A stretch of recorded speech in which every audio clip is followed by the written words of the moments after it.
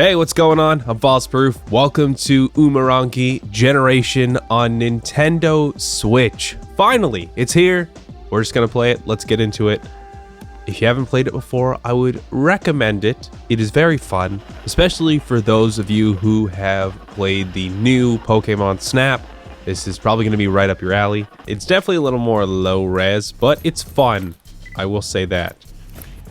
And there are some objectives you can do at every level. Once you finish a level, you'll get a new unlockable feature. If you get all the bonus objectives done, you'll also get something new. Sometimes it's more film, sometimes it's more features, sometimes it's even like a new thing to do. Now this version, the Switch version, does include some new updates like this. You can now see the postcard shot. It's one of the bonus objectives, and you can see it in a much higher fidelity. You can make it bigger on your screen, because obviously if you're playing this on a portable mode with your Switch screen, you're not going to be able to see what the postcard really looks like. So this is a nice little change. You can see that shot right away, and I'll kind of show you what that looks like. You kind of have to go up to this little building right here. I've played a lot of Umurangi. I did a couple videos on it already. I got this random message probably mid 2020 from the developer Vez, who asked if I wanted to cover it because, you know, it kind of looks like Jet Set. It has that very similar cell shaded type vibe to our pal Jet Set Radio. I can remember how to zoom. Now this is a cool thing. So I'm using obviously the Switch controllers. It's the two Joy-Cons and that weird little holder they give you. And you have a little bit of gyro control. It's kind of fun. When I got told that there was gyro controls for this, I was like, oh, that could be kind of fun. And oh, there's a plane head somewhere. I remember this. I've played this level a couple times. Okay, did I get that shot? I did get the postcard shot. Sick. Also, as you saw, you get some capture taken. So you get those pictures sent right to your Switch storage, and you can, you know, upload them to Twitter, upload them to your computer, do whatever you like. There's another film canister. You also got to look for these in every level. It's great. It's fun. So when I was thinking like the gyro controls, as you can see here, and as I showed earlier, it was kind of cool. I just was maybe expecting something more like Star Fox 64, where you could wander around and actually move the whole controller up. Like I'm trying to move it up, and it's kind of just making the lean go nuts. You can also do this manually. You can do the lean manually. You just have a little more control with it with the Switch gyro. So it's cool. I think my brain was just like, oh, maybe it'll be like Star Fox, where you can just swing your 3DS around like a maniac, and then you'll just see it happen. It's great. This version of Umurangi does include the macro DLC that came out probably, I want to say probably about 6 months ago. It does include all that DLC, so there's new features, like you can do spray painting, you can ride around on skates, and from what I was told, some of the features that people talked about in the original game were added in for macro, and then some of the features people wanted in macro were added into this version. I suggested, I think just as a joke, because I was told there may or may not be a Switch version. I said, oh, it'd be kind of cool if there was gyro controls, and now there's gyro controls. I'm not going to say that I'm the one who suggested it. I'm sure there were many, many people who also thought it was a good idea. But I'll take some credit, you know. I'm cool with that. Also, this music is super sick. For those of you who know, you know. It's from YouTuber Thor High Heels, who's done a really great job with all the music. It's a very good jam. There, I got my friends in the shot. It's kind of hard remembering where all this stuff is, so like, I'm still looking for film canisters. I feel like I'm gonna have to go through this again just to get all the film canisters. I feel silly. I feel like 25 bucks for a game like this is fairly solid. You're going to get a lot out of it. There's a lot of levels, and you're never going to get all the objectives right away, which is nice. That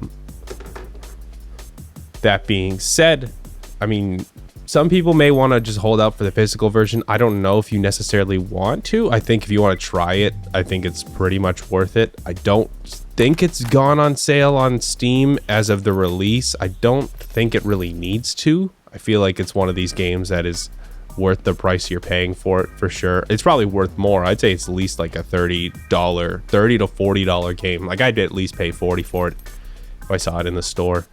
The visuals are just really nice. It definitely kind of plays off of Vez's origins. I think it's, gosh, what was it? The Maori? Sorry, it's like the indigenous. It's a lot of indigenous New Zealand imagery. I'm not totally familiar with it. It's definitely, but it's cool, you know? It's cool to learn about new things in the world, especially when you're just a weird little guy from Canada. If you're looking to maybe get this on physical, because I feel like there's been a lot of good games that's come out on physical version since the Switch has dropped, especially with like the advent of stuff like limited run games. I think depending on how it all sells, there are plans to maybe take it to physical. It just depends on how this sells, and it also depends on how the sticker set that Vez just released for the game sells. So it all depends on how things sell. You really need a lot of capital for Switch releases, especially I think Switch cartridges just on like a factory price point alone are super expensive compared to just Blu-ray discs. So you really got to be careful with how much money you're spending on these things. I have a few things coming in. This would definitely be one of the games I'd definitely order. I feel like it would look really cool, and I'm very tempted to get that sticker set because it makes your Switch controller look really cool. Unfortunately, I don't have like a matching set of Joy-Cons like the picture shows, but maybe I'll have to invest in some D-brand skins. I don't know. So it kind of shows everything off. I think I already beat this level, so it probably won't tell me what I've unlocked, but I'm going to try and go through and do the bonus objectives, and then you can kind of see. Oh, it does. Okay, so yeah, you can see it does add the new equipment. So every level you beat, you get new equipment, and then if you finish all the bonus objectives, which I'll show you in a second, that'll give you something extra, which I'll show you. Here's a nice little feature while I'm getting this bonus objective. I think you can turn off the photos when it sends it to your card, because I'm not that good at this game, so I don't think I necessarily need to keep all the pictures that I'm taking. Now, like, you'll also notice as you keep playing the game, there is like some weird stuff going on in the background. This level doesn't seem to have it. Maybe it's just because we gotta build up to that. You'll notice there's like some stuff happening. Oh yeah, so okay, so you can see all the bonus objectives are done, and I think you get a slightly better telephoto lens, maybe? Oh no, that's what it is. You get a flash box. So you'll notice, I'll go back to the main menu and I'll show you. I'll show you what I mean. So you can see that there's obviously the first icon. That's what you get for just finishing the level and all the shots you need to take. The second one is if you beat all the bonus objectives. If you want to use stuff like the spray can and the rollerblades to make it feel like you're playing Jet Set Radio with photography skills, you may have to do a lot of bonus objectives for the first couple levels. I think from the macro DLC, I think there's a couple extra levels included. You'll sort of notice them, but I think if you look at the icons here, you can also see them. If you go back from when the level starts, you can go back to the level select and see what sort of things you'll actually unlock, and they can get a good idea of what you're supposed to do and depending on what things you want. But I would encourage you to try and go back and get all the bonus objectives, because getting some new stuff to take some snazzy cool pics and edit them and do some new effects, I think it works really well. I will say the load times are a little slower, not necessarily a bad thing, especially coming from PC. And I do remember when I was talking to Vaz about this version, they sort of said they weren't super thrilled with the visuals being a bit more low res. But I feel like that with the Switch, you're going to have that happen anyway. And I think especially with the way this game is visually presented, it works really well because it kind of has that like pseudo lo-fi, low poly, cell shaded inspired look. I think it works well. You'll see in the actual the photo bounties. Could you say words correctly, FalseProof? If you see in the photo bounty section, you'll see sometimes certain shots have certain icons next to it. So as you get more and more camera lenses, you'll see like, oh, it wants you to take it with the telephoto lens. So I have to take this shot of the 10 solar panels with the telephoto lens. And you can obviously see the wonderful postcard shot. Okay, sure, I'll take it. I mean, it's only worth 8 cents, but I'll take it. I don't know, it's just kind of fun, even though, you know, clearly as you can see, the game is kind of getting darker and darker. It's just fun to explore around a little bit. Eventually it does get a little bit nuts in terms of the story. And I mean, it doesn't really tell you what's going on, but you can visually see it happening. I think it's a nice way to tell the story. There we go. There's my friends. You always got to be looking out for your friends. Not only, you know, just in times of chaos, but also in times of trying to get these bonus objectives. I think I got everything in one run. Did I use a guide? Yes. I'm not going to deny it. I'm not that good at this game. I just want to kind of show off what it's like on the Switch. I mean, I've played through the whole thing already. Congratulations. Wait, did I not find all the film? God darn it. Darn it.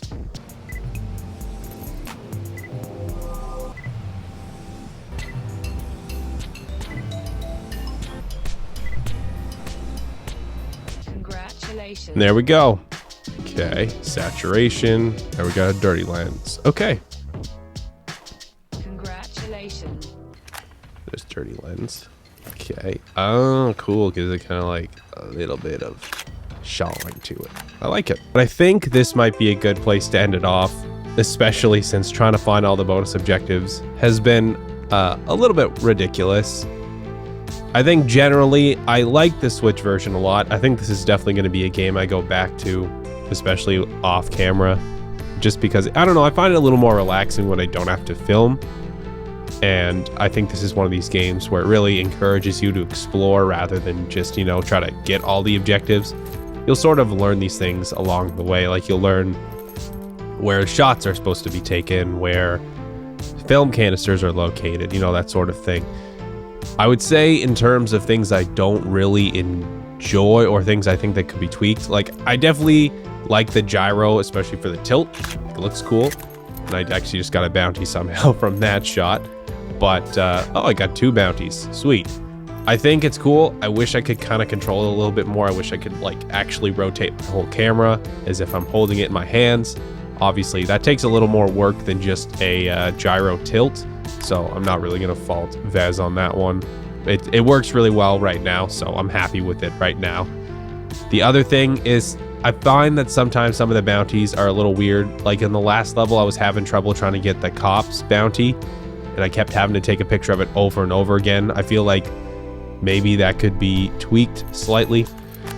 But overall, I mean, it looks really good. I really like the vibe.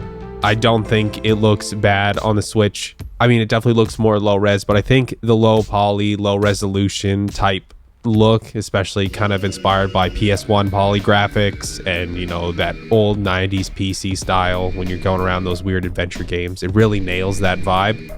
And I like it. I think it's great. I think this is one of these games you should definitely check out. It's really worth the price of admission. You'll have a lot of fun, especially trying to go explore around and get all the shots, and then trying to go back and get the bonus objectives. And then eventually maybe you'll get some spray cans and some rollerblades, and you can be a superstar jet set radio photographer person. But I mean, this is pretty much what you're gonna get. It's fun. I had a cat just knock a thing over. This is pretty much what you're gonna get. It's fun. I think you'll have a good time if you like exploring around in new, interesting worlds. But that's gonna be it for this time. Thanks so much for watching. If you want to learn a little bit more about Umurangi Generation, you can go watch some videos I did on the original release and the macro expansion. Both of those are included in the special Switch edition, so you can learn a little bit more if you're still not sure, if you're still on the fence about it. But if you like Pokemon Snap, if you like Jet Set Radio, if you just like games that look good, I would recommend picking it up, because I'm having a good time, even if I'm still getting stressed from some of the weird stuff about the game, but it's fine. Anyway, I'm FalseProof, and I'll see you later. Bye.